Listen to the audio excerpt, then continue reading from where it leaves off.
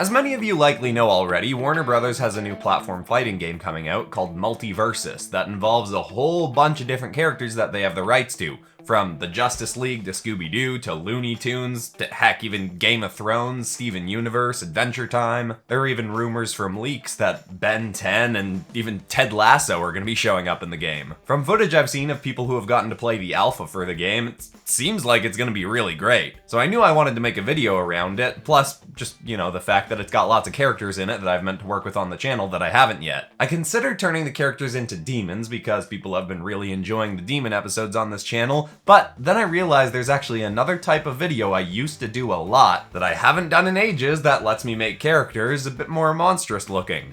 Venomizing. So, even though I might not title the video this way, let's get into Multiversus Maxmum Venom. Let's go.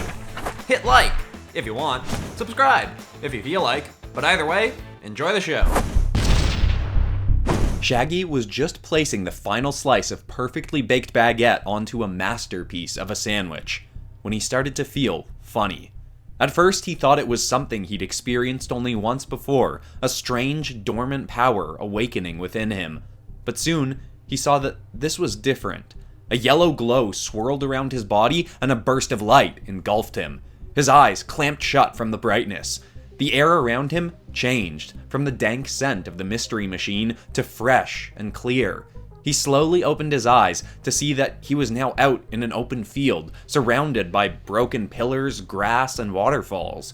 He quickly darted his eyes around for anything to be scared of, but everything seemed peaceful. He was about to shrug it off and chomp into his glorious sandwich when another swirl of yellow light blinked onto the field. In it soon appeared a caped crusader with a belt of canisters slung over his shoulder, inside of which were half a dozen slimy, shifting masses of goop. He pulled a bat-shaped blade from his belt and looked around. "Computer, what is my location?" "Computer?" His eyes darted over to Shaggy, who immediately looked around for somewhere to hide. "You! What is this? What's going on here?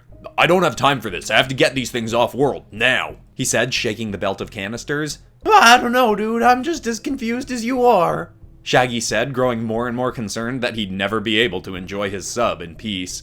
Suddenly, a torrent of wind burst through the field. A small brown tornado ripped past Shaggy. It slowed to a stop right between the two of them, and as the swirl dissipated, they could both see it was some kind of slobbering, brown-furred creature making nonsensical sounds. Huh? It looked over at Batman, who is still poised, ready to throw his batarang. The creature sniffed the air and tilted its head at the goop on Batman's belt. It waddled curiously towards him. "Stay back, creature. I won't warn you a second time." The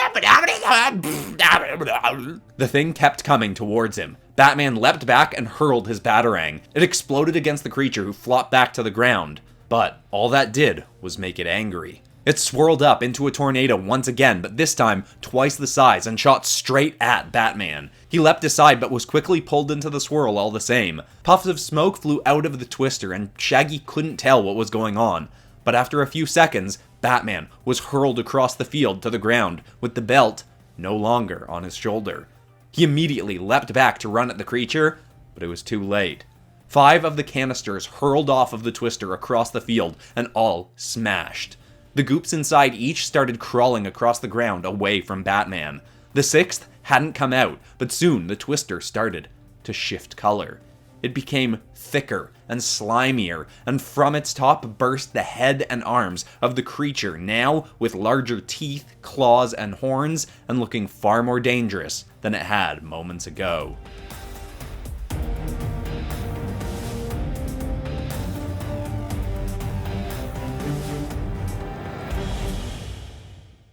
Zoinks! Please tell me you're gonna take that thing's head off and underneath is gonna be some kind of grumpy theme park owner, man. Batman didn't respond. He pulled out a small device with a button on it and pressed it. From it began to wail a blaring alarm, and the goopy tornado creature suddenly dropped to the ground and shrieked furiously. All the other goops that had been scampering across the field started writhing as if they were in pain. Shaggy clamped one hand over his ear, but couldn't cover both, else having to drop his sandwich. The devil creature crawled towards Batman, reaching for the device, but he backed away and raised it above his head. Seconds later, a goopy gauntlet rocketed through the air and snatched it right out of Batman's hand. The slime on the gauntlet writhed, but quickly it clenched tightly shut and shattered the device. The sound stopped. The fist shot back through the air and landed on the arm of a new figure, whose body was just finishing being engulfed by one of the goopy masses. She looked down at her fists and transforming figure. This host was already two, but now we three will be one. She looked up at Batman. We could have been good for your world, Bruce, but if you're so desperate to get rid of us, we'll have to get rid of you instead. She aimed up her fists and yellow spikes jutted from the knuckles just before they erupted off her, flying towards the bat. He ducked under one and leapt up and twirled over the other, but just as he did, the tornado devil creature ripped towards him and slashed a claw. His suit protected him from the cuts, but he was still slammed to the ground. He rolled back as the fists fired at him again. He leapt under the devil creature and kicked it up. The first fist hammered into the creature and knocked it away as Batman rolled up next to Shaggy, leaping to his feet. Like, what's going on here, man? What are those things? And why did you have them on your belt? They're extraterrestrial symbiotes that take over and enhance the bodies of their hosts. They took over my allies and tried to take me. I was able to round them up and contain them, but before I could get rid of them, I was transported to wherever we are now. Whoa, that's some intense stuff, bro. Shaggy practically leapt out of his skin as he noticed that right next to him was a yellow, somewhat dog-like creature holding a frying pan. 1 second I'm making bacon pancakes and the next, boom, I'm in a field with a gooey tornado, flying fists, and a dude in cosplay. Weird start to the day, man. And now I got goo on my leg! Batman and Shaggy both leapt back, and one of the symbiotes started crawling its way up the dog's leg, and Shaggy grew more and more terrified that it would only be a matter of time until one of them got him next.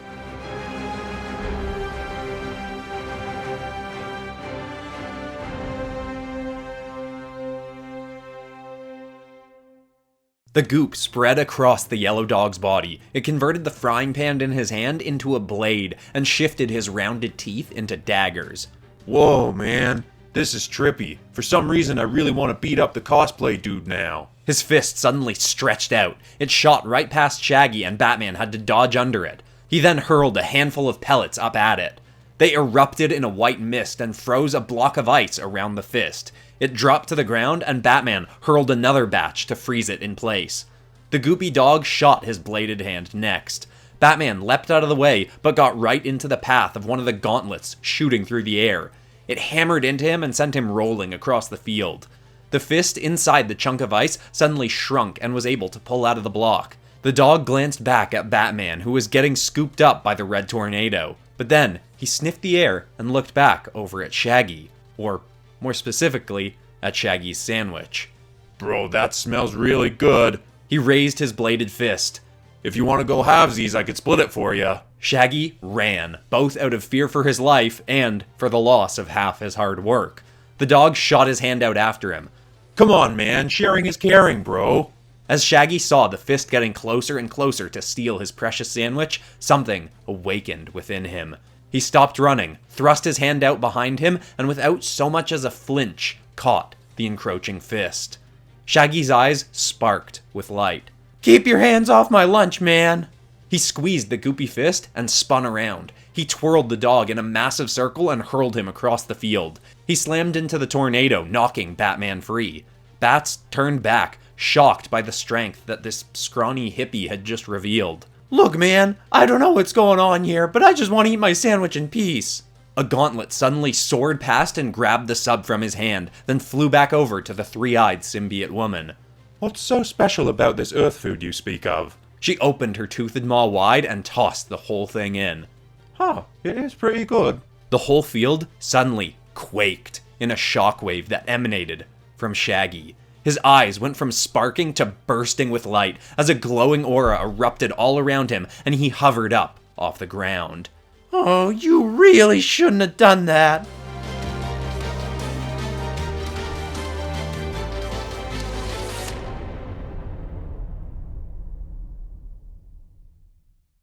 In a blink, Shaggy was across the field in front of the gauntlet-wielding symbiote, and he punched her with such force that the goop rippled all around her and nearly flew off.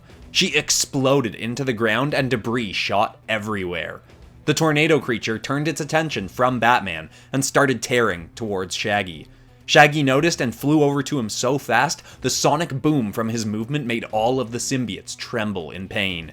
He grabbed the devil and raised him above his head. It twirled and thrashed, slashing a dozen blows across Shaggy's face, but not a single one left so much as a scratch. You seemed pretty crazy before, you weird monster thing, but if this goo is making you worse, I'm getting it off you. Shaggy grabbed the flesh of the symbiote and yanked. Batman was about to tell him that what he was attempting to do was impossible. Even Superman hadn't been able to tear a symbiote free from its host. And yet, it was working. The symbiote tried all it could to hold on to the devil, but within seconds, it was torn free and writhing in Shaggy's hand. Of course then, it started spreading across Shaggy's body. It spoke to him as it moved. Your power is unfathomable. With you under my control, we will rule the... Wait. Why are you not bending to my will? You can't control me, you weird blob alien thing. Now let's go get your buddies too. With the symbiote still trying to overtake his body, as if he didn't even notice, Shaggy fired back across the field to the downed foe he'd punched into the earth. She'd been slowly getting up, but Shaggy burst into the crater, grabbed the symbiote, and ripped it off her in one swift move. It too started crawling across his body and merged with the other. Now unified, they continued trying to overtake him, but still had no success. Shaggy shot across the field, grabbing all the others that had been skittering away without hosts. When he'd gotten all of them, he finally went over and grabbed the dog symbiote. He yanked on the goop, but because the creature's body could stretch, he couldn't pull it off. He grabbed two ends of the creature and yanked apart, but the dog just stretched with him. Play me like an accordion all you want, bro, but my new gooey friend here ain't going nowhere. But instantly, Shaggy had an idea. He hurled the creature down, thrust his arms to the side, then clapped. The sound shockwave was so forceful, it shot the symbiote right off the yellow dog. Shaggy snatched the final symbiote. Now all six were sprawled across his body, unified into one, and yet they still had no control. Batman stood his ground, confused but ready for anything. I don't understand. How did you do that? Are you a Kryptonian? Well, I don't know what that is, man, but nobody gets between me and my lunch. And with that, the battle was won. Batman instructed Shaggy on what to do with the symbiotes. He flew them out into far distant space, tore them free from his body, and hurled them onto a moon, where they'd never hurt anyone again. Soon after, a yellow light engulfed him again, and he was sent back to the Mystery Machine, to his home. There, he made himself a new sandwich and finally ate his lunch in total peace and quiet.